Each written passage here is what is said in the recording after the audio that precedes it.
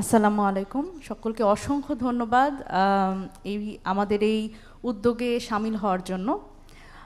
আমাদের এখানে উপস্থিত আছেন আমাদের অতিথিবৃন্দ এবং আমাদের প্রধান অতিথি জনাব নাহিদ ইসলাম এমপি, তিনি আসবেন এবং আমাদের যারা সংসদ সদস্য হিসেবে আমাদের অতিথি আছেন তারা সবাই আসলে সংসদ শেষ করে হয়তো বা মাঝখানে একটু আসবেন, শেষ করে না হয়তো মাঝখানে আসবেন।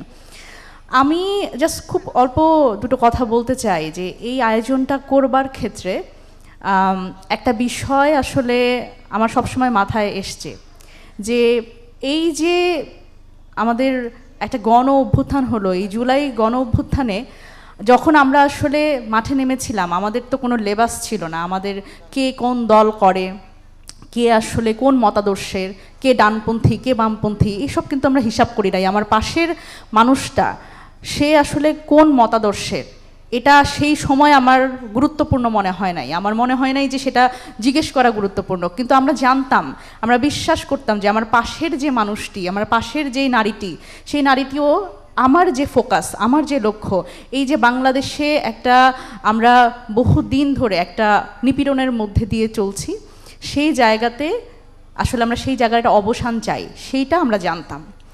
এবং আমি মনে করি যে এই 14ই জুলাই এই দিনটা যদি না আসতো 2024 সালের জুলাই মাসে, তাহলে আমার মনে হয় যে আন্দোলনটা আসলে শেষ পর্যন্ত এই পর্যন্ত আসতো কিনা, এটা একটা বড় প্রশ্ন।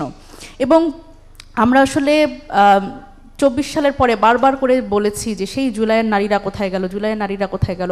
আমার মনে হয় যে দল মত নির্বিশেষে বিভিন্নভাবে আমাদের বিভক্তি থাকতে পারে, কিন্তু একটা জায়গায় আজকে যদি আমরা আবার সেরকম কোনো স্বৈরাচার সামনে পাই, আমরা যদি আজকে আবার সেই ধরনের কোনো একটা প্রতিবন্ধকতা আমাদের সামনে আসে যেখানে আমাদের অধিকার লুণ্ঠিত হচ্ছে, সেখানে কিন্তু আমরা দেখব না যে কে কোন দলের নারী কে কোন মতের নারী, আমরা কিন্তু আবার রাস্তায় নামবো, আবার রাজপথে নামবো। তো এই জায়গা থেকে আমার মনে হয়েছে যে আমাদের আসলে একত্র হওয়া খুব জরুরি। এটার আয়োজন আজকের জাতীয় নারী শক্তির পক্ষ থেকে, কিন্তু আয়োজন কাউকে করতে হয়, এই উদ্যোগটা কাউকে নিতে হয় বলেই এই উদ্যোগটা। এখানে আমাদের এখানে প্রচুর নারীরা আজকে এসছেন যারা আসলে রাজনীতি করেন না, হয়তো ভবিষ্যতেও করবেন না, কিন্তু এই যে একটা জুলাইয়ের কথা বলবার একটা উপলক্ষ, এটা তারা মিস করতে চান নাই, তারা আসছেন। এবং আমরা চাই না যে সবাইকেই রাজনীতি করতে হবে। আমরা 2024 এই জুলাই গণ অভ্যুত্থান আমাদের একটা জিনিস শিখিয়েছে, আমরা রাজনীতি করি বা না করি, কিন্তু আমরা রাজনৈতিকভাবে সচেতন হয়েছি, অনেক সচেতন হয়েছি। আমি বিভিন্ন গ্রামগঞ্জে যখন যাই, আমি নারীদের মধ্যে অনেক সচেতনতা দেখি। তারা এখন আর ভোট বিক্রি করার সেই জায়গায় নাই, তারা 500 টাকা দিয়ে এখন ভোট বিক্রি করবে না, তারা আসলে যে প্রার্থী তার যোগ্যতা যাচাই করার কথা বলেন, অন্তত এইটুকু আমরা পেয়েছি। সুতরাং আমি মনে করি যে আজকের যে আমাদের এখানে জমায়েতটা, আমরা যে একসাথে হতে পেরেছি, এটা আমাদের জন্য একটা বড় প্রাপ্তি।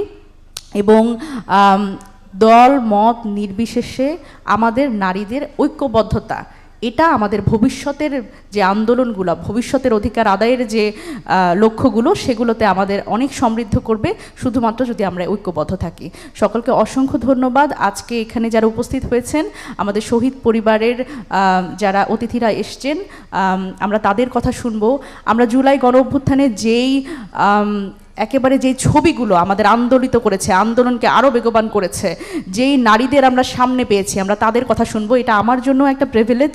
আমি সকলকে এইখানে আসার জন্য আমার পক্ষ থেকে এবং জাতীয় নারী শক্তি এবং এনসিপির পক্ষ থেকে আন্তরিক কৃতজ্ঞতা জানাচ্ছি। ধন্যবাদ।